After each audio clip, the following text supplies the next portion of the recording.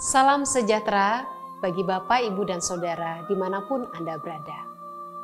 Bapak, Ibu, dan Saudara, kesulitan hidup bisa menghampiri siapa saja dan kapan saja.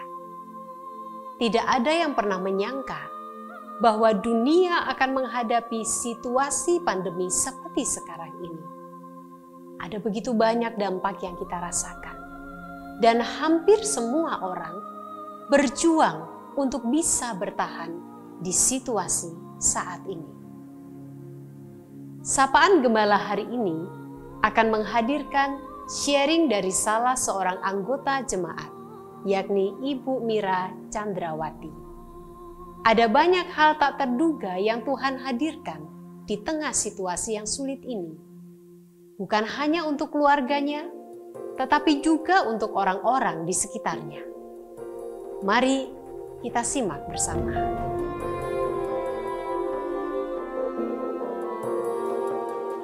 Ya, pandemi ini sangat berdampak begitu parah, mengubah segala kebiasaan, mengubah segala aspek ekonomi, apalagi sumber pendapatan keluarga terkena imbasnya. Ya, dirumahkan gitu. Jujur saja, saya jadi takut dan mengalami kekhawatiran, apalagi anak saya harus masuk kuliah dan SMA.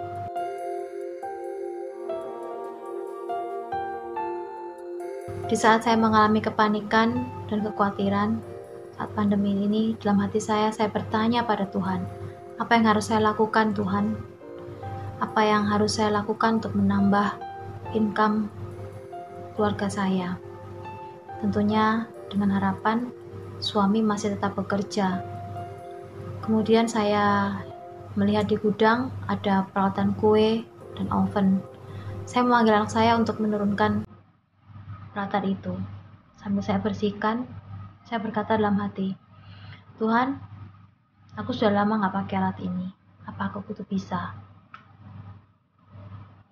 Tuhan tolong Mira, Tuhan tolong Mira, Tuhan tolong Mira.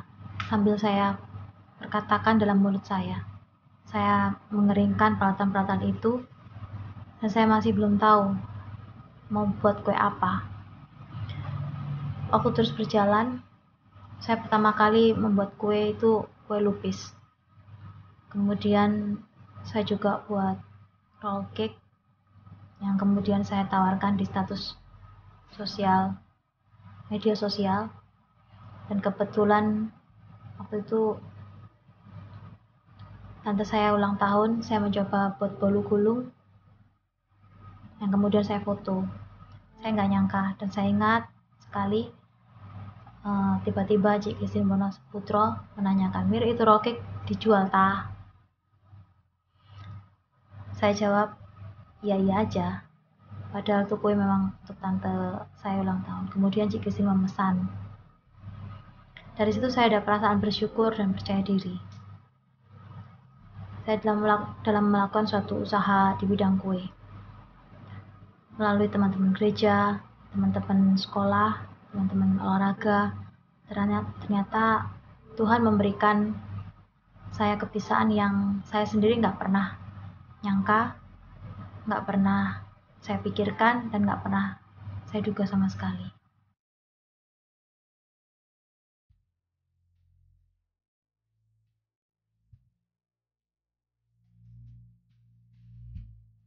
Di masa-masa sukar seperti ini, saya sangat sedih ketika saya mendengar ada famili saya yang mengalami masalah dan keluarga.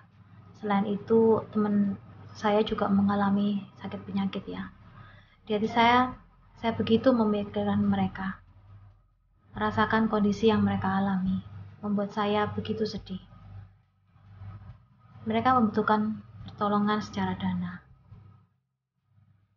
Saya berdoa, Tuhan, pakai aku lebih lagi, supaya aku bisa membantu mereka melalui apa yang aku kerjakan.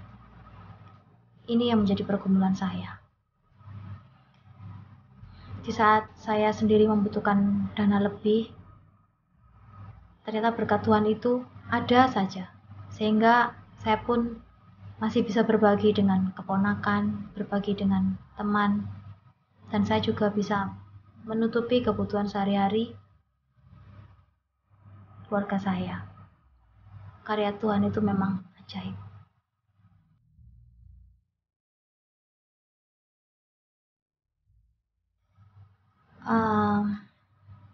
Dalam kondisi sesulit apapun, tetaplah mau bergerak, melakukan sesuatu yang menghasilkan.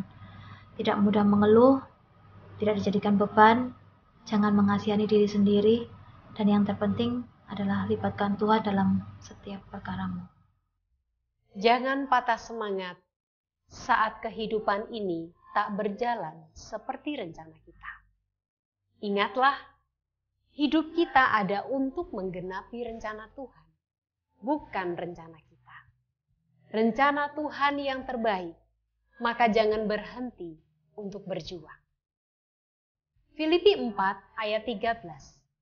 Segala perkara dapat kutanggung di dalam Dia yang memberi kekuatan kepadaku. Bagian firman Tuhan ini mengingatkan kita bahwa tidak ada perkara yang tidak dapat kita tanggung atau kita hadapi bersama dengan Tuhan. Sebab Tuhan memberikan kepada kita kekuatan besar yang daripadanya.